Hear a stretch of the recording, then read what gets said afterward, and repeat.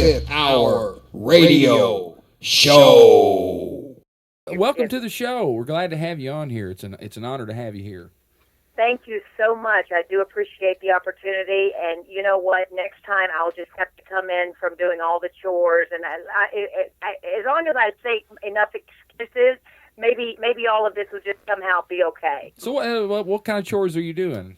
What's going on? You know what? Well, let me tell you something. When I moved to Illinois, when you work as a news anchor, I was in the news business for 20 years, and I moved every 2 years, and I lived in Boston and Buffalo and down in Florida, and I moved to Illinois. 1 month after arriving, I met a man who would be my husband, and he's a cattle farmer. So I think I'm the only news anchor who would be wearing a suit out doing chores and feeding cattle and waiting up in muck boots. You know, it's ridiculous, absolutely ridiculous. Well, how'd you get in the media industry anyway? What you know prompted what? that? When I was 15 years old, and they let me out of class early in high school to go down, and I was a DJ at this little 5,000-watt radio station, and I realized that they would pay me to talk. I thought, okay, there's something to this. So from there, the rest is history. It really is. Did you take on like a persona? Did you have like, hey, this is Angie? You know what's funny? I was born and raised in Opp, Alabama, population 2,000. I mean, L.A., lower Alabama, southern girl. And I think if you were willing to stay with me, because I was a really slow talker, my listeners had that, bless their heart, they had to have the patience because it was just slow. It was really slow. That's all I'm going to say. Well, you know, living in southern Illinois, we all have southern accents, and me and Rob's we've talked to so many people from around the globe, right? And every time we talk to these people, they're like, where are you guys from? So how do you mask that? I mean, I watch these people on television, you know, newscasters and different people like that, and I can't really pick out an accent. Is that an art form that you disguise your accent, or I mean, is that something you work for, or what? I think you're guilty by association. Wherever you go, and when you move into an area, you better quickly learn to speak as those individuals, or you're not really accepted. And it's interesting because right here in Southern Illinois, some people may say, "Well, you talk funny," but hey, you go down south further a little bit to Alabama and spend a little bit of time, and come back up here. All of a sudden, they're like, "Angie, you're really talking funny."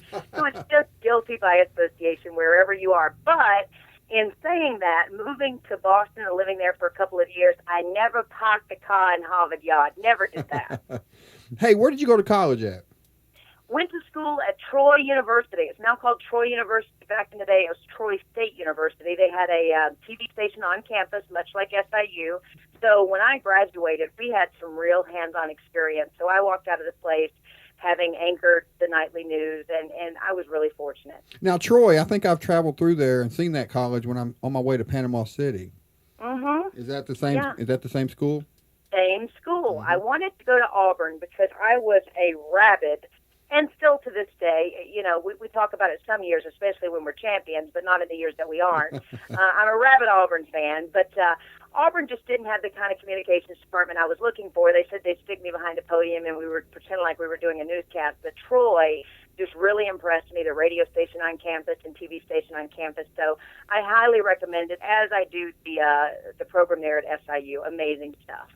Now, were you a typical college student? Now, when I say typical, what I really mean is, did you party all the time, or is that not in your nature?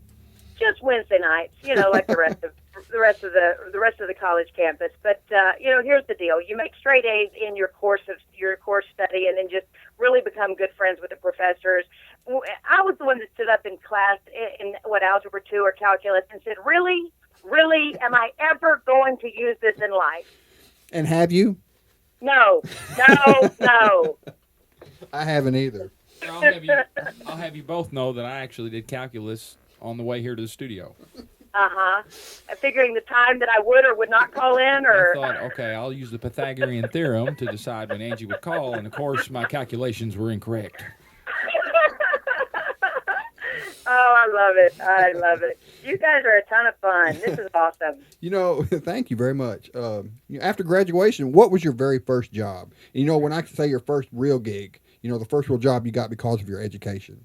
Absolutely. I was nervous as a cat, as is everyone who graduates with this degree, because as you know, back in the day, and I'm not going to mention when that day was, but then there were not all these cable stations where you could get a job in the industry, outside of mainstream, really. You were looking at ABC, NBC, CBS, or maybe Fox. Fox was just coming in on the fringe.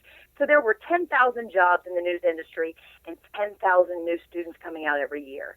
Well, I started sending my resume tape from Bangor, Maine to Lexington, Kentucky, and my mother was having a heart attack. What are you doing? 2 months after I started sending my tapes, I got a job from at the time it was WGGH in Panama City Beach, Florida. Oh, great place to have a gig. Absolutely, honey. We had a place on West Bay, and I was home. It was great. I was there for 2 years. So that was my first real gig. I had worked at WEAR in Pensacola for a while, but I essentially paid them to let me work there. So, did it take some time to adjust being in front of a camera, knowing all these people in TV land, got their eyes on you? It does, because when you're green as all get out, and to this day, we all need to remain green, because when you're green, you grow, and when you think you're so ripe and you know it all, you're rot. And, I like to still think that we're learning something and we get better, but you'll never forget that first time the camera was on you. You literally, you want to die. You think you're going to die the first time someone says, you're on. But once you learn to treat that camera as just another person and have a conversation and do the best job that you can do delivering that story and, explain what's going on at that moment and not really interjecting yourself, because I don't think the story is ever about you. Your job is to report on what's going on there and present all the sides present. You'll do fine. Have you ever worked with anybody that just didn't understand how the teleprompter worked and they just struggle with it? And you feel so bad for them, you're like, oh, my goodness, please, just hooked on phonics. Phonics. There was the one gal that I felt just horribly, because when you begin to hyperventilate and someone hands the gal the bag, you should probably cut the camera. It's just not even nice at that point. And you saw her turn 14 shades of red. She was just about to lose consciousness, and I don't know why the director didn't go to black or go to commercial, but absolutely. I mean, you've seen things that in this industry that, and now it would make it to YouTube and have millions of hits. Have you ever had that giggle moment where you just couldn't stop laughing? And at the worst time. Oh, my God. At the worst time. The weather guy next to you falls out of his chair, and it happens to be in the most somber story or whatever. And everybody at home is like, that Angie Wyatt is the most insensitive. Little do they know that the guy next to you just had a meltdown and fell out of his chair. What's wrong with that lady? I'm not watching this channel no more. What's wrong with that lady? Oh, boy. So I tell you. Let's skip to the Spiel. Whose brainchild was that, and how did it come about?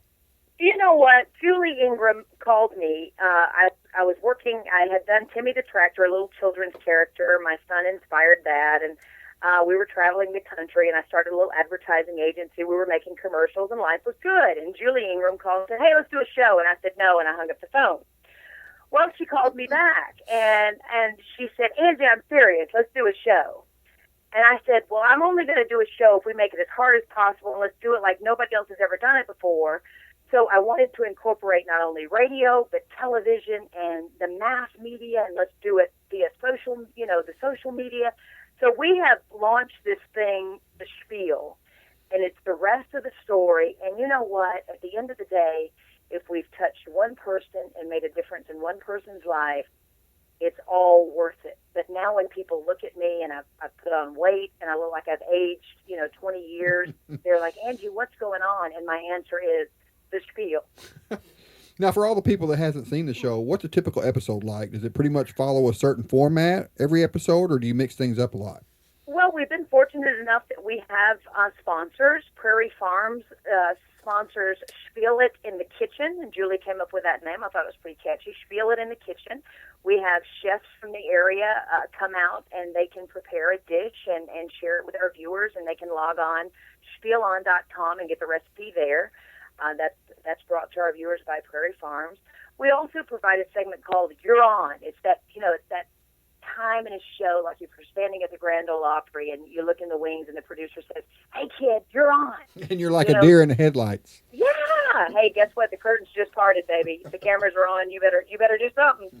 So they start, we allow people to come on and sing and dance, juggle. We've had a magician on there. It's just a chance. If we could be that springboard to whatever is out there, we want to do that. And we've, we've had people come on and share stories of struggles with, there was a lady a couple weeks ago that she's done a really good job her entire life masking an eating disorder. No one knew. And, she said, I felt a calling if I can touch one person's life. And I think that's what it's about. At this point, look, I'm getting absolutely no younger. And if I can, I just want to make a difference. When it's all said and done and when it's over, you just want to have made a difference somehow, some way. So who else is on the show with you, your partners in crime? Julie Ingram, which everybody may remember her from her days in radio, morning radio host. Jason Pinkston owned Treetop Productions, still does. Phenomenal animations guy, does a really good job.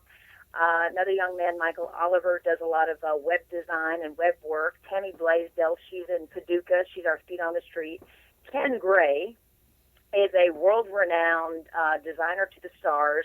He is actually sponsored by Ethan Allen, so we've been following him all over God's country, doing designs of brownstones. And, we were in Soulard a couple of weeks ago. Who else do we have on? Mama Saurus is a DIY tips and tricks expert. Folks love that kind of stuff. Yeah. And then we've also got a healthy hippie chef.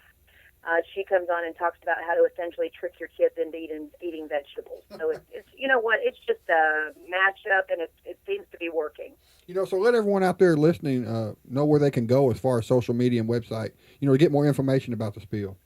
Absolutely. Just, find us on Facebook. We're the Spiel with Angie and Juli. You can watch us Saturdays on Fox 23 at 11 a.m. And what's really cool today, you can log on, spielon.com.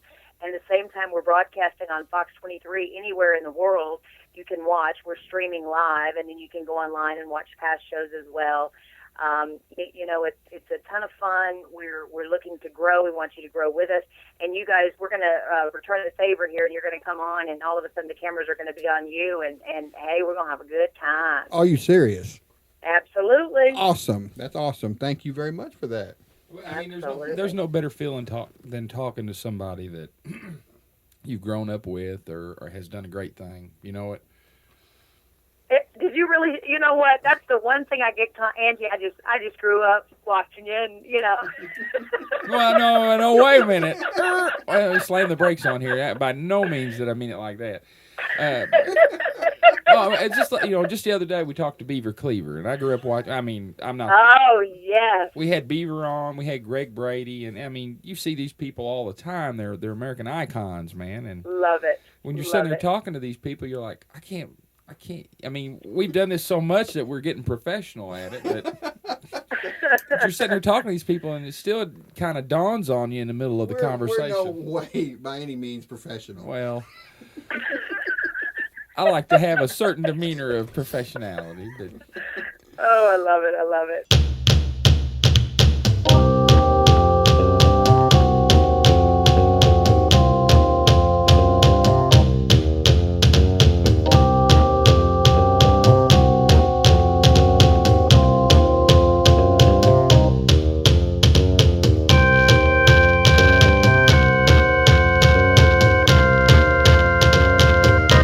The 25th Hour Radio Show.